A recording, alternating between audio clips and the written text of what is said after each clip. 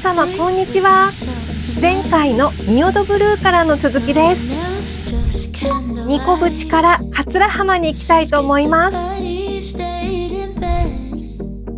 仁淀川を南下して海岸線へ来ました。海の景色が気持ちいいですね。まっすぐ行くと桂浜です。桂浜に到着しました。すっかり日も暮れてきました。今日は梼原から四国カルスト中津渓谷ニコブチでこちらの桂浜に来たので結構移動しましたね。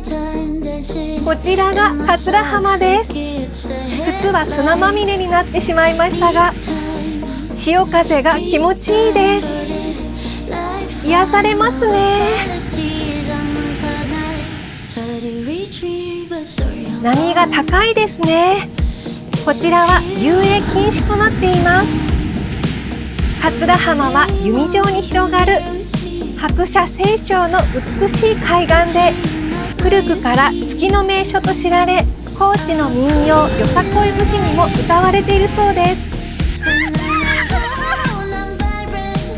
パンプスも濡れてしまいました。桂浜は引き波が強いので注意が必要です。濡れた靴を脱ぎました。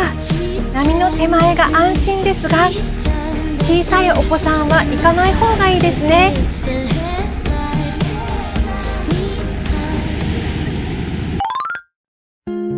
とりあえず水道でパンプスを洗った後、竜王崎の崖の上にある綿積神社に行きたいと思います。竜宮橋を渡り岩肌に沿った石段を登っていきます。綿積神社に着きました。ご祭神は大綿積の神で海上安全や漁業繁栄、農業関係者からの雨乞いの信仰もあるそうです。崖に大きな松が生えていますね。あちらの展望台に行ってみたいと思います。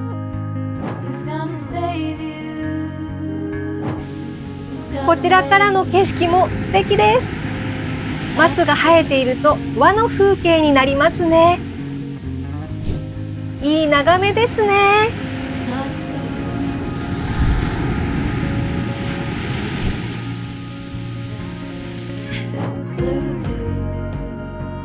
夕方になり波もさらに高くなっています。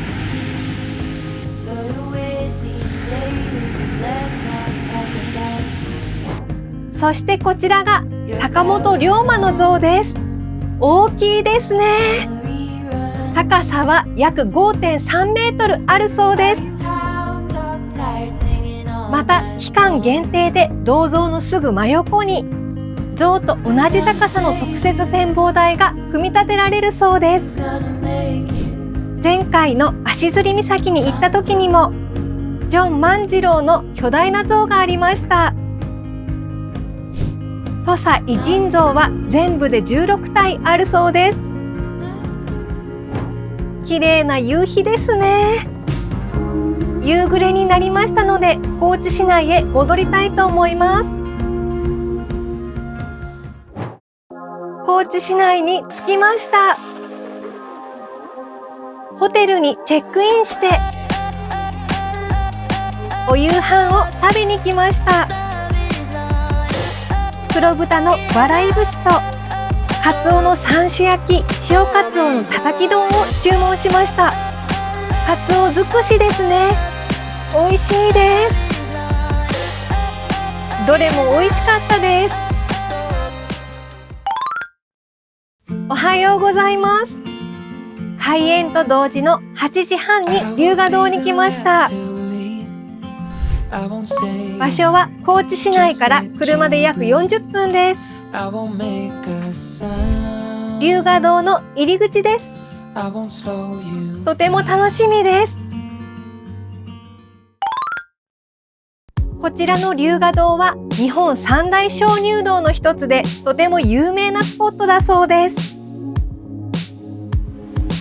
約1億7500万年という果てしない歳月をかけて雨水が石灰岩を削り作り上げた巨大な鍾乳洞だそうです。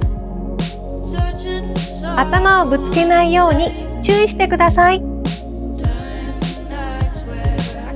の横に水路があります。地下水ですかね。この辺りから道がとても狭いです。そして天井が低いですね。こちらの洞窟は総延長は約4キロに及びますが、そのうちの約1キロが観光コースとして一般公開されているそうです。他には冒険コースがあって、ヘルメットとヘッドランプを着用し、ナビゲーターの案内で真っ暗な細い道を這いつくばったり、登ったりしながら進むアクティブなコースもあるそうです。ブルーにライトアップされていますね。やっと広い場所に出ました。ここはとても細い場所ですね。こちらもライトアップされています。こちらは石化殿というそうです。小さな花びら状の方解石が集まった場所だそうです。先に行ってみましょう。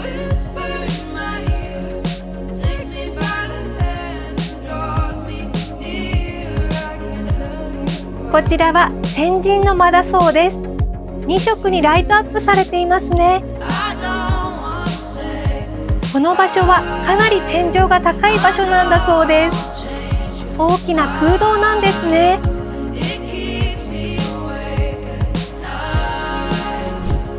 それでは先に進みましょ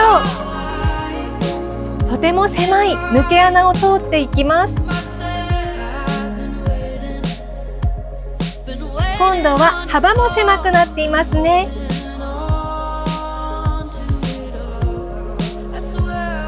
真っ暗になってきました。ライトを持参した方が良いかもですね。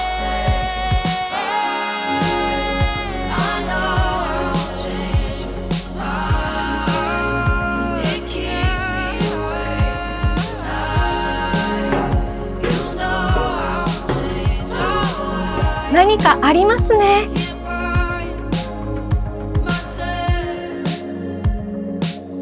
こちらは雲の架け橋だそうです。石灰岩がアーチ状に溶け残ったものだそうです。お次は階段を上がっていきます。また細い隙間を通ります。奥へ進んでいきます。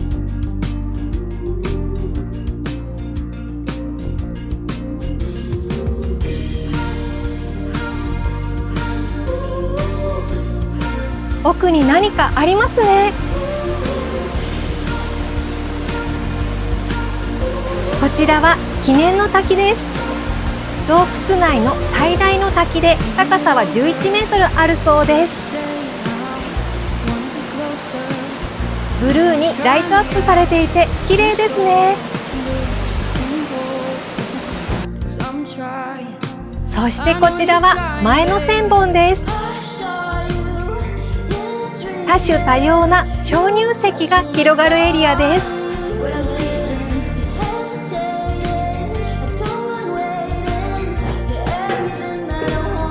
そして長い階段を上がっていきます。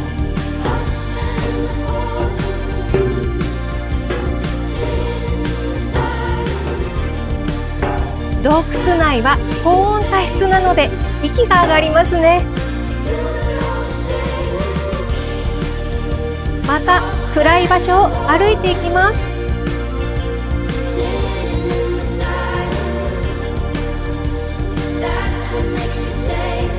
ここから冒険コースの入り口だそうです。冒険コースはこちらと違うコースになっています。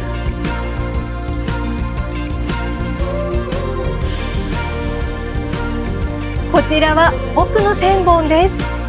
先ほどの前の千本と同じ鍾乳石が広がるエリアです。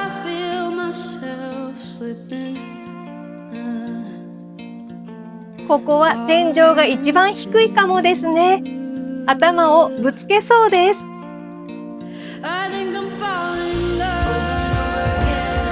こちらは恨みの滝だそうです。滝のような鍾乳石になっていますね。こちらも天井が高いです。こちらは玉すだれの滝です。暗くて分かりづらいですが、玉すだれに見えるそうです。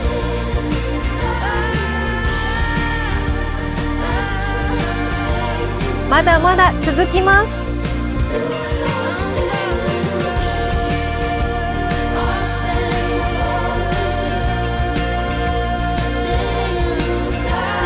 暗い道が続きます。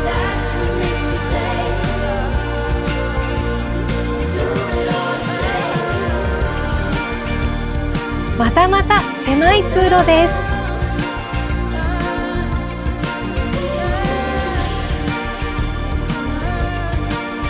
暗くて狭いので注意していきましょう。こちらはしんどい坂です。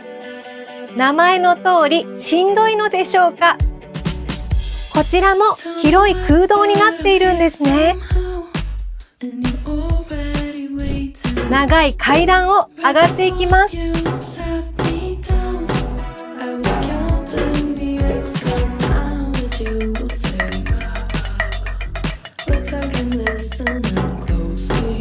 名前の通りしんどいです。山の内側を登山している感じですね。そしてこちらが蓮生殿です。複雑な模様をしていますね。この中の鍾乳石の形がマリア様に見えるらしいですが、どれなんでしょう。さらに上がっていきます。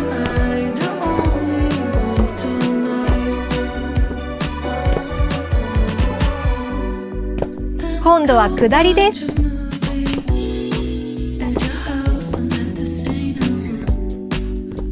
こちらは奈落です。奈落の底って言いますよね。奈落は地獄の底のような深く暗い場所という意味です。こちらは神の壺です。弥生時代の壺だそうです。このエリアには弥生時代の人が暮らしていたそうです。ようやく出口です。結構登ってきました。ゴールです。約1キロの一般コースでも見どころ満載でした。お次は高知城に行きたいと思います。高知城に着きました。少し雨が降ってきました。場所はこちらです。前回は高知城の前までは来ていましたが、お城の中に入るのは初めてです。石垣が素敵ですね。高知城は土佐藩初代藩主山内和豊によって築城されたそうです。さらに階段を上がっていきます。洞窟の探索の後なので足が疲れてきました。天守閣が見えました。素敵ですね。天守閣に入りたいと思います。中に入りました。光明月次のオブジェがあります。展示品がたくさんありますね。現存天守が残るお城は全国で12城しかないそうです。高知城はそのうちの一つになります。現存天守とは江戸時代までに作られ現在まで残っている天守のことです。階段を登っていきます。お城って段差が高いですよね。急階段が続きます。昔の人はこの急階段を上り下りしてたんですね。以前行った松本城では敵が攻めてきた時に段差を高くして上りづらくしたそうですが、こちらもですかね。天守に着きました。いい眺め。前回あそこから天守を見ていました。天守はこちらです。そして夜はライトアップされて綺麗でした。天守からは東西南北を一望できます。結構遠くまで見えますね。あと四国内のお城は松山城と今治城も行ったことがあります。高知城で3つ目です。高松はお城の跡地でしたね。高知城も素敵なお城でした。石垣も立派です。とても満喫できました。他の高知の動画は概要欄にて記載いたします。それではランチを食べに行きたいと思います。菊寿司さんに来ました。場所は帯谷町にあります。こちらでもカツオたたき丼です。新鮮で臭みがなく、とても美味しかったです。今回の高知の旅、3回に分けてお送りいたしました。そして今回も2泊3日でしたが、いろいろと行けた方だと思います。最後までご視聴ありがとうございました。また見てくださいね。いいねもお願いします。